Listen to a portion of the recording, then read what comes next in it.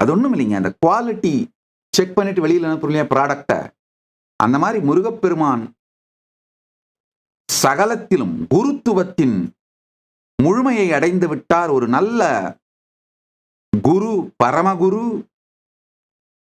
இவரால் யாருக்கும் அனுபூதியை கொடுக்க முடியும்னு பெருமானே குவாலிட்டி செக் பண்ணி பார்க்கறாருங்கய்யா. உட்கார வச்சு, சொல்லுப்பா பிரணவத்துக்கு பொருள் சொல்லு.